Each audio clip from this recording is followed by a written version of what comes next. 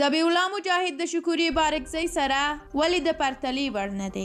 شکوریې بارکزی تازه داسې څه وویل چې خلک یې ویښ کړل او په دې اړه بیا افراسیاب خټک څه ویلي دي. ویډیو تر اخره وګورئ او چینل هم سبسکرایب کړئ.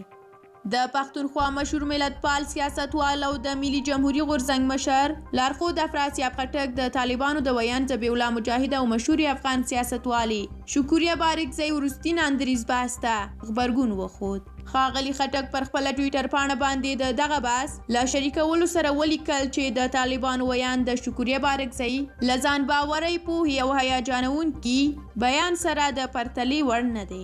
د هغه په وینا په افغان پارلمان کې د میرمن بارکزی پیاوړو ویناو طالبان دومره ډار کړي وو چې څو ځله یې د هغې د وژلو هڅه وکړه. افراسیاب خټک افغان ښځینه رهبرانو ته د لا پیاوړتیا هیله ښودلې ده.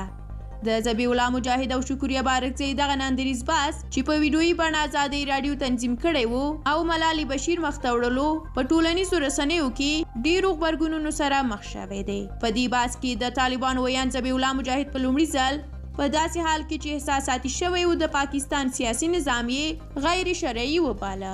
شکوریې بارکزی په دې بحث کې طالب ویاند ته د پیغور په بڼه وویل چې دا فکر مه کوئ چې افغانان ګواکې په تیرو 40 کلونو کې مسلمانان شوي او تاسې له پاکستانه راغلي به اوس دوی ته اسلام ورښیئ.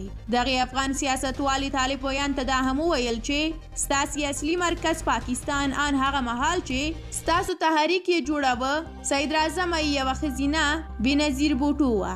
پاکستان خپله څه ډول اسلام لري چې ستاسې په وسیله افغانان د اسلام په نوم د ژوند له ډیرو اساسي حقونو راګرځوي.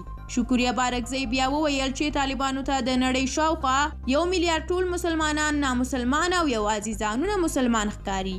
د طالبانو تبلیغاتي مبلغینو بیا په ټولنیزو رسنیو کې شکوریې بارکزی ته ښکنځلې کړي دي او د ذبیح الله مجاهد ملاتړ یې کړی دی. ستاسو له ملتیا هم ډیره زیاته مننه کومه. که د شکوریې بارکزی او ذبیح الله مجاهد دغه بحث په اړه تاسو هم کوم څه ویل غواړئ نو کومنټ کې له موږ سره شریک کړئ. موږ هم ستاسو نظرونه او کومنټونه په راتلونکو ویډیوګانو کې ضرور نشروو. تر بلې ویډیو ښه وخت.